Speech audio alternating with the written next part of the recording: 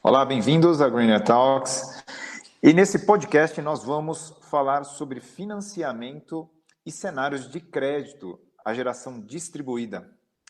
E para falar disso, a gente tem aqui hoje o Fábio Carrara, que é o CEO da Solfácil, tá? É uma fintech de financiamento, e o Lincoln Romaro, que é da Sanit, que também trabalha com tecnologia para financiamento, especialmente na geração distribuída.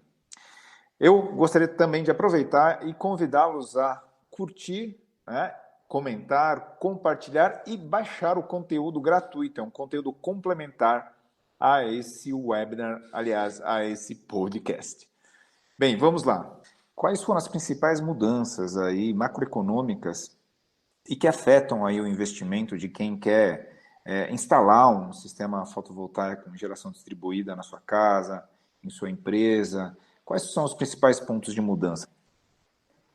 Bom, Márcio, eu acho que essa pergunta ela é muito bem-vinda, né, para o momento que a gente se encontra, visto que o fotovoltaico ele sempre foi uma opção, né, de redução do custo de energia mensal que nós temos na casa, comércio, indústria ou serviço, né? E o que a gente tem visto são uma grande procura das pessoas em tentar viabilizar realmente o fotovoltaico através do financiamento e onde a parcela do financiamento caiba realmente dentro do bolso ou dentro da conta de energia que ele tinha. E o que mudou realmente no cenário aí pós-Covid, né? Isso trouxe, podemos dizer assim, trouxe diversas acomodações no mercado, tá? Por conta de três pilares fundamentais que tiveram uma dinâmica forte no curto prazo. Obviamente, taxa de câmbio, né? E preço dos equipamentos, mas eu acho que essa é uma temática que vocês vão explorar ou já exploraram com muito mais propriedade. E existe a dinâmica de risco setorial, né? Ou seja, no momento de crise, onde você tem impactos econômicos em diversas esferas, né, em diversos setores da economia, tanto nacionais quanto mundiais, isso traz para os agentes financeiros um grande risco na hora de fazer a concessão do crédito. A primeira coisa que muda, obviamente, de cara se você tem um risco iminente de curto prazo, a tendência de você não ter, quer dizer, de você ter maus pagadores na carteira aumenta, né? Ou seja, o risco de inadimplência aumenta no cenário de crise instantaneamente. Isso faz com que as taxas de juros subam muito, né? Ou seja, a gente acompanhou muito isso fim de março, abril e maio, que as taxas realmente dispararam, né? As taxas de juros dos financiamentos para todos os setores, digamos assim. E o outro ponto que muda muito forte também é o risco frente ao tomador do crédito, né? Ou seja, qual que é a sua história até aqui, possivelmente daqui para frente ela vai mudar. E ela vai mudar para melhor ou ela vai mudar para pior, né? O banco faz essa pergunta. Então, qual que é a história de quem está tomando crédito? E no cenário de crise, a história de quem está tomando crédito ela fica incerta para muita gente, né? Isso faz também com que o banco, num grau, dependendo do grau de incerteza que ele tem, ele realmente bota um pé no freio e passe a conceder menos crédito. Então, o que a gente viu realmente no cenário de imediato, né, de aspecto macroeconômico, para quem está investindo no fotovoltaico, o crédito ele ficou escasso e caro, né? Isso piora as condições de financiamentos, piora as condições de compra de um sistema, isso num horizonte de curtíssimo prazo. Obviamente, isso não vai se permanecer assim para sempre, né? A gente está vendo uma acomodação no mercado e as coisas realmente estão melhorando, né? E o cenário de médio, né, prazo e longo prazo, a gente já vê uma melhora, né? Ou seja, já vê os bancos acomodando as taxas, né? Acomodando os perfis de risco, concedendo um pouquinho mais de crédito no mercado. Então, já conseguimos observar, já que o mercado, apesar de ter botado um pé no freio instantaneamente no momento da crise, já vem dando algumas afrouxadas, né? E vendo que mesmo dentro do setor é um setor de bons pagadores, né? Ou seja, é um setor bem visto pelos bancos e vão continuar fazendo empréstimos, querem fazer negócio, tá? Bem, Lincoln, aí você traz aí uma notícia muito boa, né? Que apesar dessa grande restrição de liquidez no mercado, claro, não só no setor de GD, mas em todos os setores, né? mas que o mercado financeiro, os agentes financiadores já começam aí a buscar formas de viabilizar aí a concessão de mais créditos para o setor de geração distribuída, né? Então, isso é um ponto bastante importante. É claro que, pelo que você fala, ainda tem um ponto bastante importante aí de evolução ainda nos próximos meses aí, para que essa disponibilidade de crédito seja muito maior, né? E você, Fábio, qual que seria a sua opinião em relação a esse ponto? Olha, Márcio, do ponto de vista macro, eu confesso que acho que nada mudou. A energia elétrica continua uma das mais caras no mundo, no Brasil, e a tendência é de aumento muito mais rápido do que a inflação, algo que a gente vem observando aí nos últimos 5 anos. Perspectivas de aumento de mais de 10%, 20% em algumas regiões no preço da energia elétrica no próximo ano. O custo dos sistemas fotovoltaicos continua a cair, mesmo com o aumento do câmbio. Os preços em dólar dos sistemas de energia solar têm caído, então acredito que no longo prazo a parte do equipamento num projeto de energia solar vai continuar a se viabilizar ainda mais e melhorar o retorno para o cliente. E linhas de financiamento cada vez mais atrativas, a Selic continua a cair, então acho que o cenário positivo que nós tínhamos aí no final de 2019, começo de 2020, ele continua, tem aí um momento de estresse, né, durante o período do coronavírus, mas isso vai passar e as pessoas vão buscar ainda mais economia. Legal, Fábio. Interessante aí a sua visão. Apesar aí dos impactos aí de curtíssimo prazo que a gente vive, né, notório aí o impacto em todos os setores e GD não é diferente, né? Mas é importante notar também que os fundamentos, né, os fundamentos favoráveis à geração distribuída, ao investimento na GD, se mantêm, né? É claro que alguns segmentos têm aí um impacto diferente, né? Segmentos com maior impacto, outros segmentos aí que estão sendo menos afetados. E aí, nesse sentido, quais seriam aí as principais modalidades de financiamento, né, nesse cenário, né, para geração distribuída? Eu acho que, falando em termos de cenários e produtos, né, o que é a melhor condição de crédito, eu acho que cabe antes a gente entender muito bem quem vai ter crédito, né, ou seja, quem que o banco ou as instituições financeiras olham com os bons olhos, né, e eu acho que nesse aspecto ele vem para dar um novo norte no mercado, ou seja, os compradores que existiam no mercado, né, ou seja, principalmente clientes residenciais e comerciais, né, de serviços, são os clientes extremamente afetados hoje com a pandemia, né, ou por desemprego ou realmente por falta de consumo naquele comércio ou naquele serviço que você prestava. Então, para os bancos, né, esses dois setores ficaram muito vulneráveis e por isso eles são setores que estão tendo uma grande restrição ao crédito. Mas não uma restrição, digamos assim, imposta, né? Ou seja, não empresto para você e ponto final. E aí cabe agora a gente falar um pouquinho de produto. É muito comum no mercado se trabalhar o crédito clean, que a gente fala. Crédito clean é um crédito que não envolve garantia adicional. Geralmente o próprio bem que está sendo adquirido no financiamento, ele é alienado ao financiamento, né? Então isso é um crédito clean. E o crédito clean, ele é muito menos burocrático, ele é mais usual, né? E a tendência é que o crédito clean ele fique muito mais escasso, né? Ou muito direcionado a um público de baixo risco. Mas não quer dizer que você estando para o banco, você não sendo um cliente de baixo risco, você não consiga crédito, né? E eu acho que isso abre agora a porta para o mercado. Ele tem que entender como uma alternativa ao financiamento com garantia. Ou seja, está sendo muito comum, né, os bancos, dependendo do ticket da operação ou em função do risco do cliente, solicitar para o empréstimo que ele está querendo fazer, né, aquele financiamento que ele quer fazer, solicitar uma garantia adicional. E a gente vê 3 garantias muito usuais no mercado hoje. Uma garantia é o próprio veículo, né, os bancos aceitam veículo com garantia, obviamente vai depender do ano modelo e valor desse veículo no mercado e do valor do crédito, tá?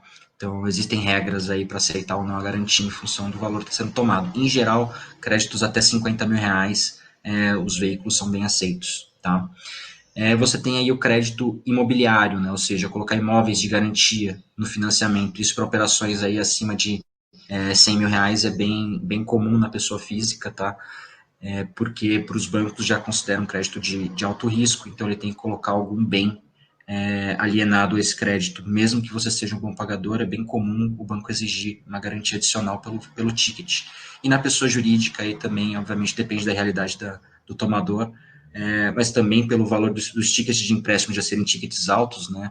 E quanto maior o valor de empréstimo numa operação para o banco, o risco está concentrado, não está pulverizado. Então, o banco tende a olhar com outros olhos, né, um pouco mais seletivas operações de ticket mais elevado. Então, quanto maior o valor da operação, maior a necessidade de envolver garantia. Tá? Isso que tem acontecido no mercado. E a terceira garantia também que está sendo muito usual hoje para os bancos é a aplicação financeira, porque ela dinheiro aplicado ele tem liquidez para o banco. Então, quando você fala, putz, eu preciso fazer um financiamento de 50 mil reais, mas eu tenho 20 mil aqui que eu posso aplicar. O banco vê isso com bons olhos, né? Porque na prática você está levando dinheiro para ele, aplicando o dinheiro lá, obviamente esse dinheiro vai ter a rentabilidade dele, mas isso para o banco é uma liquidez, né? Ele aliena essa aplicação que já está dentro do próprio banco ao financiamento. Se você não me pagar, eu tomo a sua aplicação, né? Então, para o banco isso funciona muito bem e, em geral, ele reduz muito as taxas. E isso entra o segundo ponto. A questão da garantia, ela não entra somente num viés de, poxa, já que você vai dar garantia, eu te empresto, né? A garantia também funciona num viés de reduzir o risco da operação. E quando a gente fala de reduzir risco, a gente fala de reduzir taxa. Então, a garantia ela entra para uma redução de taxa para o cliente final, esse é o benefício principal. E existe o benefício secundário com a garantia, que é dependendo da garantia, né? Quando envolve ou aplicação ou imóvel, né? Obviamente, dependendo do valor, os bancos concedem um prazo de financiamento mais longo, porque é um ativo, né, ou um bem de longo prazo para ele, de valor de longo prazo para ele. Então, as operações tendem aí a ter financiamentos em até 10 anos, quando envolve uma garantia de imóvel ou de aplicação financeira. Isso tem sido bem comum com os bancos também, tá? E uma outra alternativa adotada pelos bancos, né, como bons produtos de crédito, é a questão da carência. A gente tem visto agora no mercado carência de até 6 meses no pagamento, e isso está sendo praxe aí das operações, tá? Lembrando que a carência de 6 meses nada mais é do que você não paga 6 meses, mas eu encurto daquele período que eu estou te dando de financiamento 6 meses para quitar.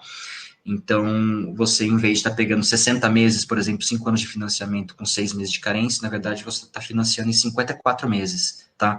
Isso, para a maior parte dos operadores de crédito, eles fazem dessa forma. Tem operadores que fazem os 60 mais a carência, né? Ou seja, seria 66 meses no caso de você ter 6 meses de carência. Mas isso é o que a gente tem visto de prática no mercado, né? Obviamente que depende de caso a caso, né? Se o cliente é pessoa física ou jurídica, o valor do projeto, quanto mais alto o valor do projeto, mais complicado está de conseguir crédito. Eu acho que esse é um overview bem interessante aí para dar para o setor agora, né? Ou seja, que porta eu devo bater e o que meu cliente deve ter em mãos para eu saber que ele tem grandes chances de conseguir crédito no mercado. E aí, Fabio? Que cenário que você está enxergando aí para financiamento na GD? Para mim, o principal cenário para financiamento no setor de geração distribuída é um contínuo crescimento. E eu te explico por quê. 93% dos brasileiros, eles desejam colocar energia solar distribuída.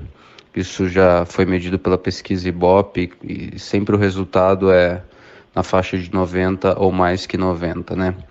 A energia solar, ela não é cara, pelo contrário, ela já é uma realidade que dá retorno superior a 30% ao ano, 25% ao ano para o cliente, payback de 3, 4 anos, né?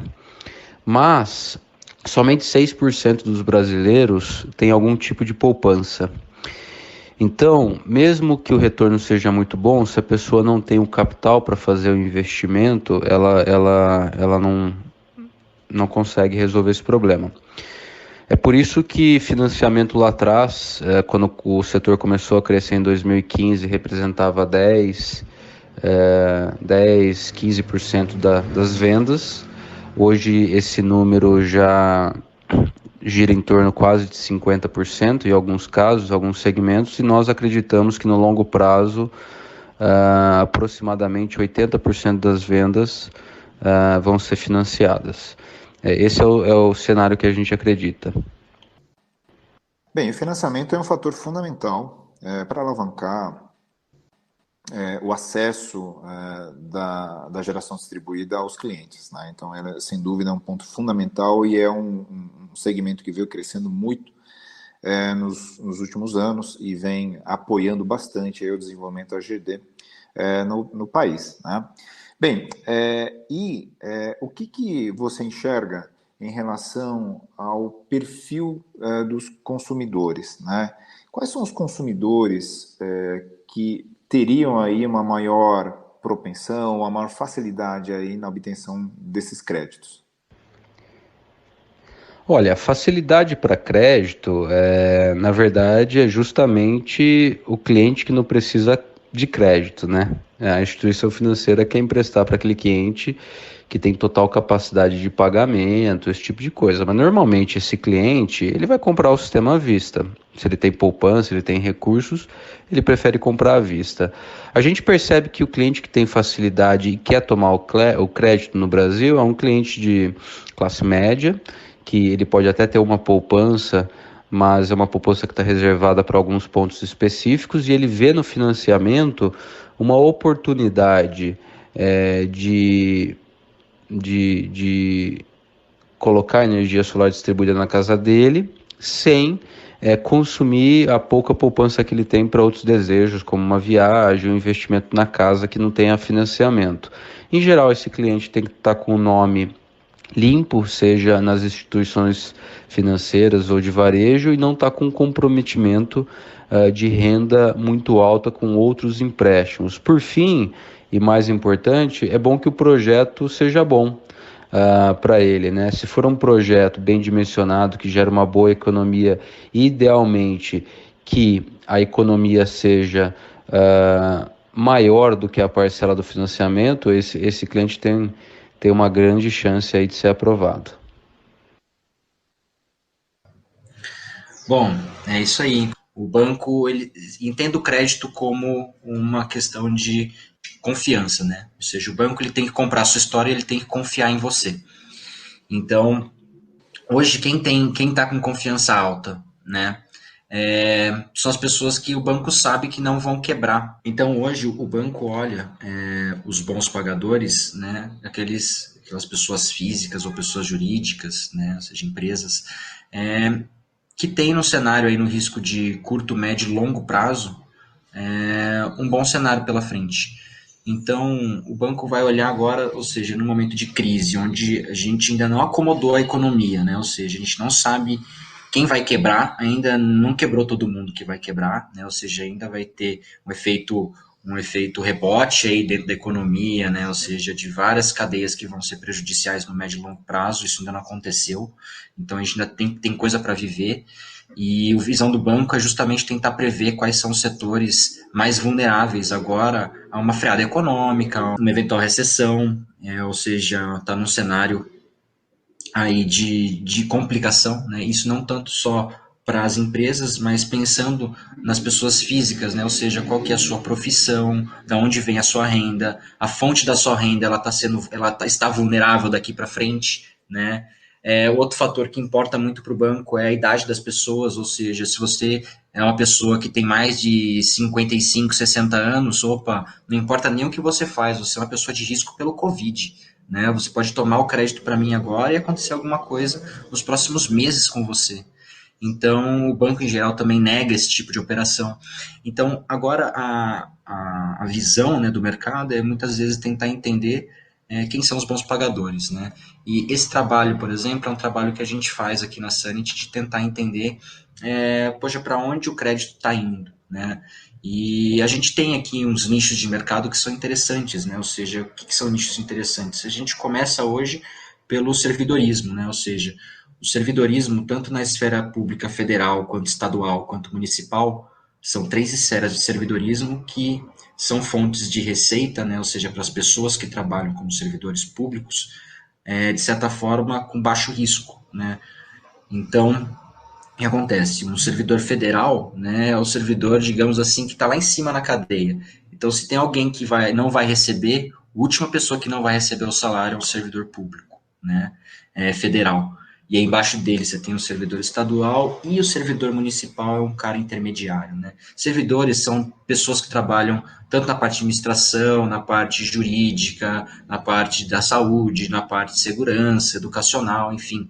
Você tem vários nichos de pessoas, né, públicos-alvos diferentes, mas é um público-alvo hoje interessante porque, na grande maioria, né, os servidores não vão ter impactos financeiros ainda no salário, ainda, tá? Você tem a área da saúde, né, ou seja, clínicas, laboratórios, nos hospitais, então, assim, fornecedores, inclusive, de equipamentos hospitalares ou de suprimentos, né, ou de insumos, então, são públicos-alvos interessantes a serem trabalhados. Você tem a cadeia de alimentos, né, ou seja, não só o supermercado, mas o atacado, ou eventualmente central logística de alimentos, né? Você tem o próprio produtor, ele entra também como um público interessante. Então, tanto os pequenos e médios quanto os grandes produtores, né, que são majoritariamente exportadores, em alguns casos cabe sim avaliar o grande produtor, né? Ele pode estar no cenário aí de impacto frente a uma questão, um cenário macroeconômico mundial e um cenário também de comércio exterior do país. Você tem aí, obviamente, os clientes residenciais de classe média alta, né? Ou seja, em geral, profissionais que já têm uma certa estabilidade financeira e estabilidade também no mercado de trabalho, ou seja, tem pelo menos 5 anos de vínculo empregatício. Cabe aí a ressalva que nem todo administrador de empresa, né, ou empresário, digamos assim, é visto com bons olhos, né? Depende muito do que é a atuação daquele empresário, do que é a empresa que ele mexe. Isso faz diferença, sim, para os bancos em mapear se é um bom ou mau pagador, né, ou um cliente de risco agora, digamos assim. Você tem todos aqueles profissionais que estão empregados nos serviços básicos, né, então energia, água, infraestrutura, saneamento, isso não para, né, em crise ou sem crise isso tem que funcionar, então os profissionais que estão atrelados a esses serviços básicos tendem a ter uma maior segurança realmente aí na receita, né, ou na renda. E serviços atrelados a isso também, né, ou seja, vão existir sempre esferas dentro da economia que são menos afetadas porque elas são mais emergenciais do que outras. E essa acomodação de mercado que a gente está vivendo, que envolve uma acomodação de hábito de consumo também, né, ou seja, o perfil das pessoas, o perfil do consumo está mudando, então isso ainda não refletiu na cadeia como um todo, o que vão ser setores que vão crescer e encolher ainda, né? Ou seja, então a visão dos bancos, principalmente para as PJs, é de risco, né? Ou seja, é muito delicado, cada operação que é feita uma a uma, né? Tem um olho especial, assim, digamos, principalmente pelo valor das operações também nas empresas, que são valores de sistemas bem mais altos. Agora, para o público residencial, eu acho que cabe muito avaliar realmente o que cada pessoa trabalha, onde é a fonte de renda dela. Esse é o papel que o banco, esse é o trabalho que o banco tem feito, e isso impacta muito no trabalho, inclusive, das empresas integradoras, né? Ou seja, onde você vai prospectar cliente, em que porta eu devo bater. Então, tem que conhecer bem o cliente que você está batendo na porta. Isso fica extremamente importante agora, porque não é só uma questão se ele vai ou não comprar, é uma questão se ele vai ou não conseguir financiar o que talvez ele compre, né? Então, seja, o buraco é um pouquinho mais embaixo, tem que conhecer um pouquinho mais a fundo a realidade de cada um, tá? Legal, Lincoln. Bem, você falou da questão de riscos, né, para perfis diferentes e naturalmente aí com impactos aí nas taxas. E qual que é o cenário hoje, né, e como que você enxerga o cenário para as taxas concedidas para o mercado GD? É uma excelente pergunta, né? A gente até brinca aqui na Sanity que a gente queria ter a bolinha de cristal que os bancos têm na hora de fazer a precificação das taxas, né? Porque realmente uma caixinha preta de entender o que está por trás ou não. Obviamente tem muitas métricas, né? Uma boa parte da concepção da taxa de juros ela vem realmente de dois fatores primordiais. Um é risco de inadimplência daqueles clientes, né? E o outro que seria o risco de inadimplência, o risco de calote, digamos assim, de quem você está emprestando, aquele nicho, né, aquela faixa que você está emprestando, faixa de mercado. E o outro é o custo do dinheiro, né? Ou seja, o banco ele tem que ponderar muito bem o custo do dinheiro da operação, né, do dinheiro que ele está te emprestando, né, se ele poderia fazer alguma outra coisa com esse dinheiro, ou é o dinheiro que vai custar muito, né, porque vai ter escassez de crédito, por exemplo, no futuro. E outra, qual que é o seu risco de você não pagar. Então, ele avalia principalmente esses dois quesitos, né, e isso é o que a gente vê balançando muito aí nos últimos meses. A primeira coisa que aconteceu logo depois aí do início da pandemia, né, no início da quarentena principalmente, foi uma taxa meio que instantânea dos juros, tá? Por quê? Isso representou aí um risco de curto prazo altíssimo para o banco, e ele já repassou isso direto nas taxas. Então, a gente viu aí já em fim de março, abril, altas que chegaram aí de 30% a 100% nas taxas mensais que eram trabalhadas no cenário pré-Covid, tá? Então, digamos assim, se você tinha uma taxa de 0,99 ao mês, essa taxa ficou aí entre 1,3% e 2%, tá? Então, essa alocação que teve nas taxas de juros. O segundo ponto que os bancos fizeram foi, a grande maioria, né, tentar estrangular ao máximo a carteira, ou seja, fecha a torneirinha do crédito. Então, isso foi o que aconteceu também nesse cenário. O que a gente vê agora é uma acomodação do mercado, né? O banco agora tenta abrir a torneirinha do crédito, né? Ele quer emprestar dinheiro, né? Ele depende de emprestar dinheiro para virar, então não pode ficar com o dinheiro parado. Então, ele quer fazer o dinheiro girar, mas ele quer fazer o dinheiro girar para quem vai continuar pagando, né?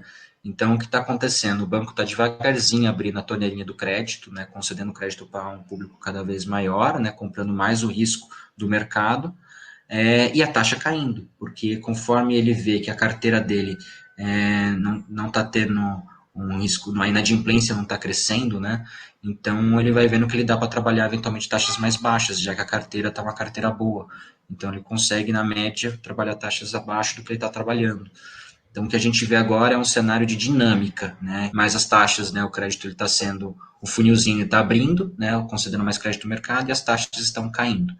O que a gente é interessante comentar, né, em termos de taxas e prazos, assim, isso varia de cliente para cliente. A gente não pode chegar e falar, olha, a taxa está em tanto, né? Essa realidade ela acaba não existindo, principalmente agora no cenário pós-corona, que não tem muito assim ainda uma assertividade, né? Cada banco está com uma visão diferente e cada cliente é olhado de forma diferente em cada instituição, digamos assim. Então, por isso está existindo uma grande variação das taxas que você consegue no mercado. Então, você bater numa porta hoje e ter um crédito negado não significa que você vai ter o crédito negado em todas e não significa que você não consiga, às vezes, uma taxa boa de financiamento, tá? Porque isso depende muito de cada condição. Em termos médios, tá? A gente tem, vou passar aqui acho que 3 produtos que são mais usuais no mercado. O primeiro é o crédito clean, que eu já comentei, então taxas pré-fixadas que não envolvem garantias, tá? Isso depende de cliente a cliente. Na prática, a gente tem visto no mercado taxas aí entre 1,3% ao mês até 2,5%, tá?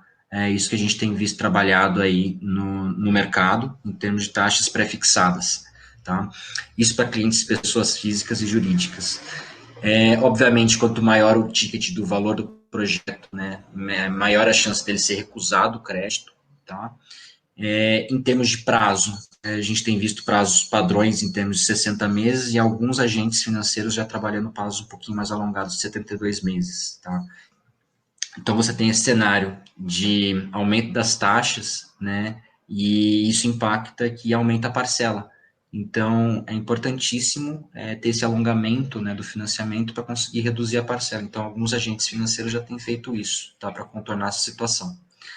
Em termos de carência, isso também está se tornando uma coisa bem usual no mercado. Então, você tem carência, as carências que eram vistas até 90 dias, né, 60, 90 dias, já estamos usando carência até 6 meses, tá, por as operações. Isso para as taxas clean. Agora, créditos com garantia. Créditos com garantia, eles têm variado bastante. Obviamente depende da garantia que está sendo aportada e depende do valor do projeto e de quem é o cliente, né? Ou seja, é bem específico, mas a gente está falando de taxas aí que variam de 1% a 1,8%, né? Ou seja, na média essas taxas são mais baixas. E os financiamentos, os prazos também variam aí entre 60 e 120 meses, tá? Obviamente dependendo da garantia também. Em termos de produtos financeiros, né, que a gente vê em termos de taxa, a gente tem visto os bancos também saírem um pouquinho das taxas pré-fixadas, né, que são os financiamentos que a gente chama os financiamentos padrões, taxas pré-fixadas, onde a sua parcela é fixa ao longo do período financiado, né. O banco está comprando um risco de mercado aí ao longo do período do financiamento. Mas os bancos, justamente agora, por essa dinâmica, né, do mercado financeiro como um todo e da economia como um todo, os bancos têm trabalhado muito as taxas pós-fixadas. O que são as taxas pós-fixadas? São as taxas onde você tem o custo do capital do banco e ele coloca um indexador, né, o custo da operação financeira do banco, mais o indexador que vai representar aí a volatilidade do custo desse dinheiro ao longo do tempo, que ele repassaria isso para você. Então, é muito comum o banco fazer taxas pós-fixadas indexadas aí na Selic, na CDI, ou mesmo indicadores de inflação, né, como IPCA. Então, as operações pós-fixadas elas representam uma alternativa de curto prazo para quem quer pagar menos juros. Por quê? Porque todos os indicadores de indexadores no momento se encontram lá embaixo, né? Justamente porque a economia deu uma esfriada e tudo mais, todos os indicadores foram lá embaixo, então taxa Selic, CDI, e mesmo os indicadores aí de IPCA. Então, porque o consumo foi lá embaixo também. Então, o que acontece? O banco está emprestando com o custo dele e as taxas pós-fixadas que são indexadas, né, a gente tem visto uma variação da taxa efetiva, né, o que isso representa? Lembra que a gente falou que no crédito clean você está conseguindo operações aí de crédito, taxas de crédito, na verdade, entre 1,3% e 2,5%, né? Quando a gente está falando de taxas pós-fixadas, né, vou dar um exemplo para vocês, a gente está falando de taxas aí entre 0,45 e 0,60, mais um indexador, né, mais uma CDI mensal, mais um IPCA mensal. Então, na prática, a gente está falando de taxas abaixo de 1% hoje. Né? A gente está falando aí de taxa de 0,7%, 0,8% ao mês no curto prazo. Obviamente que você faz uma operação pós-fixada daqui 5 anos, quanto que vai estar a sua Selic mensal, o seu CDI mensal, a gente não sabe, né? Ou seja, o banco repassa o risco de mercado para o cliente, o risco do custo de capital para o cliente. Ó, se o dinheiro ficar mais caro lá na frente, você vai pagar um juros mais alto, beleza? Beleza. Mas isso traz, no curto prazo, né, uma possibilidade de trabalhar os juros lá embaixo. Então, temos visto realmente algumas operações já saírem numa condição pós-fixada, porque a diferença de curto prazo ela é imensa, tá? Então, assim, na parcela, realmente isso reflete muito. Nas primeiras parcelas, obviamente, se a dinâmica piora, né, a sua parcela vai encarecendo ao longo do tempo, mas mesmo num pior cenário, a gente vê ainda que é uma alternativa viável o pós-fixado. Tá? Obviamente vai depender do período do seu financiamento e do seu apetite a risco. Tá? Ótimo. Muito importante, é bom saber que existe aí a retomada, né, do crédito para o mercado de geração distribuída, ainda em um cenário desafiador. E aí, Fábio? Márcio, com relação a prazos e taxas, vamos começar com prazo. Tradicionalmente, as instituições financeiras no Brasil, elas têm ficado com um prazo entre 0 e 60 meses, né? A principal razão para esse prazo que só vai até 60 meses é que, em geral, uma instituição financeira, a partir de 60 meses, ela tem regras com o Banco Central que ela tem que alocar mais capital para cada empréstimo que ela faz e, com isso, o custo do funding dessa instituição financeira fica mais caro, né? Então, as instituições financeiras tendem a parar em 60 meses. Nós, da Solfácil, sabemos que o projeto de energia solar que fica altamente atrativo para o cliente final, ele precisa que a parcela seja menor do que a economia de energia. E muito mais importante do que taxa, na maioria das vezes, é você ter prazo. Por isso que a gente tem financiamentos até 120 meses. A gente costuma dizer que na Solfácil a gente sempre viabiliza uma parcela menor do que a economia para o cliente final, em qualquer geografia, em qualquer situação. Em alguns casos com prazo mais curto, em alguns casos com prazo mais longo, em regiões onde a tarifa de energia é mais barata ou o sol é mais fraco, tá?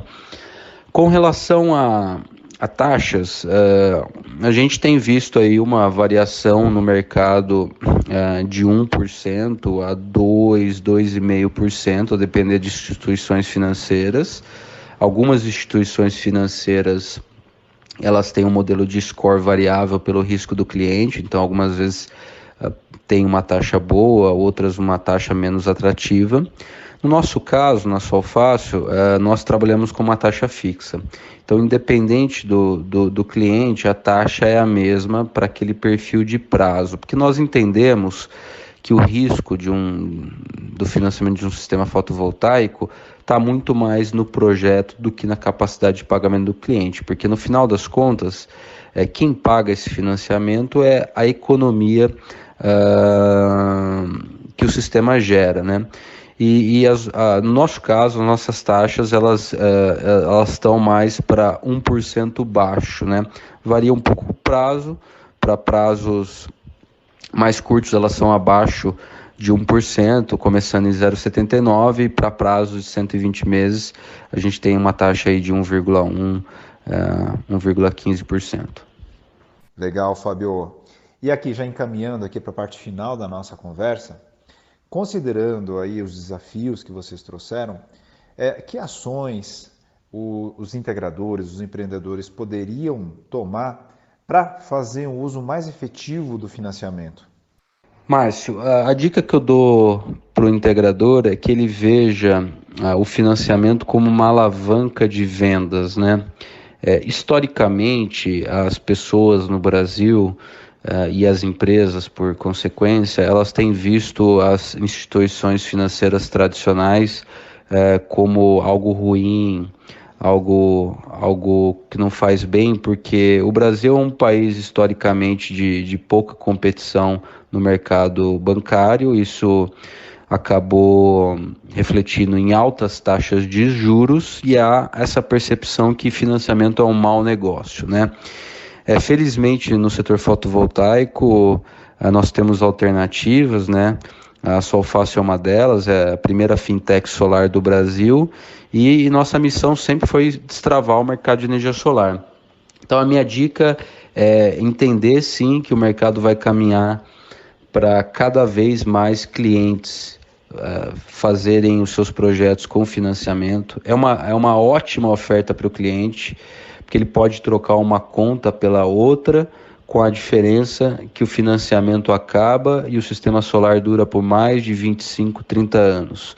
Isso requer algumas adaptações na abordagem comercial, mas uma vez equipe treinada e com prática, isso se torna muito eficiente. A gente percebeu que alguns dos nossos parceiros da Solfácil aumentaram a conversão de vendas em 2, 3 vezes, com bom uso do financiamento como ferramenta de vendas.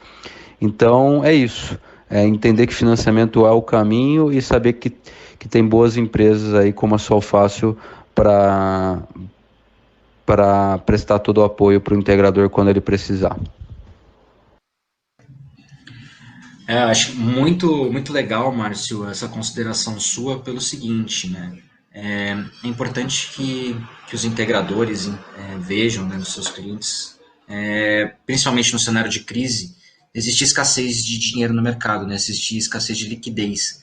Então, mesmo quem está com capital não quer gastar. O financiamento ele se torna uma alternativa extremamente importante e relevante por conta de o cliente não se descapitalizar. Então, mesmo às vezes o cliente tendo dinheiro, ele não vai querer pagar à vista, porque como é um cenário de tanta incerteza, ele prefere ter o dinheiro na mão, né?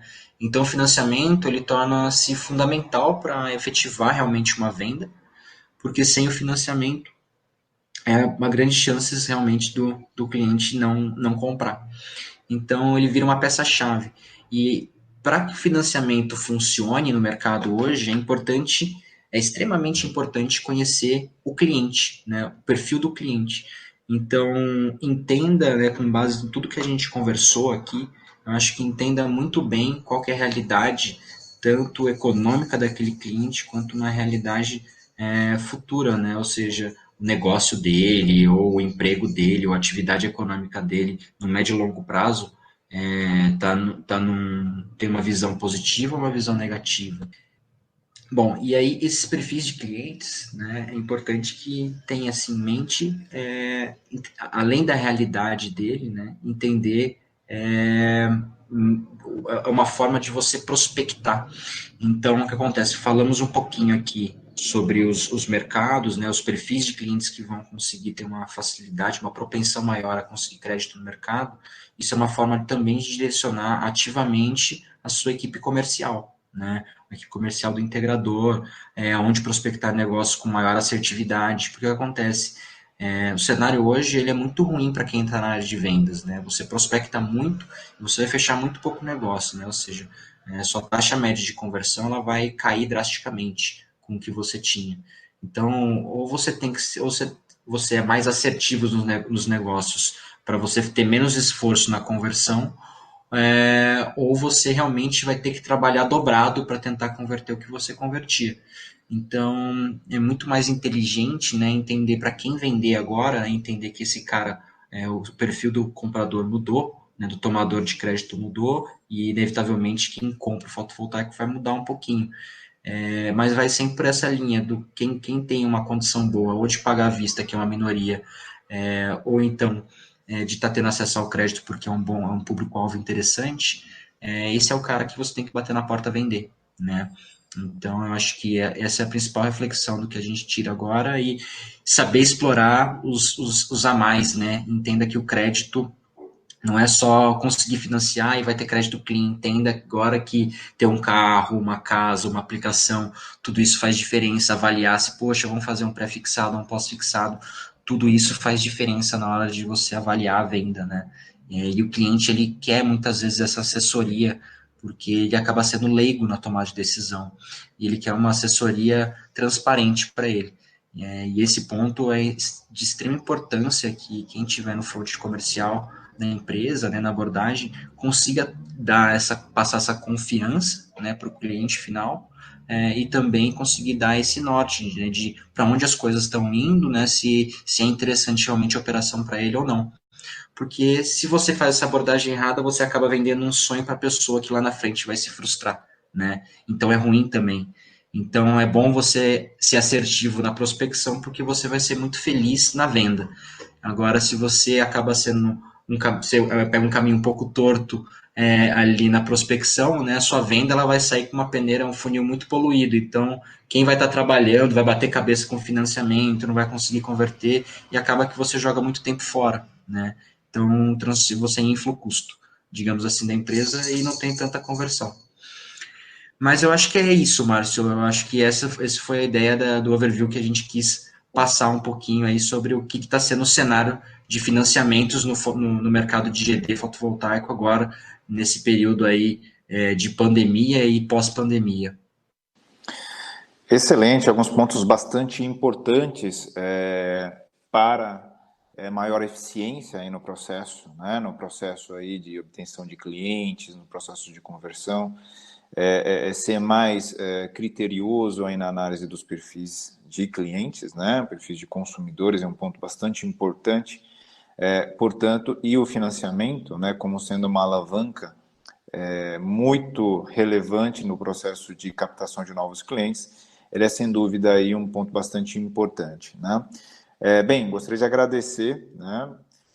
Finalizar aqui agradecendo a participação, com dicas e informações tão importantes aí para o mercado, continuar, né, nessa trajetória tão relevante dos últimos anos aqui no Brasil, e de crescimento para o futuro, apesar dessa condição desafiadora nesse momento de curto prazo, mas que tem aí, sem dúvida, fundamentos muito importantes, e é muito importante para o Brasil o desenvolvimento dessa cadeia, e sem dúvida aí essas dicas e informações aí vão ajudar o mercado.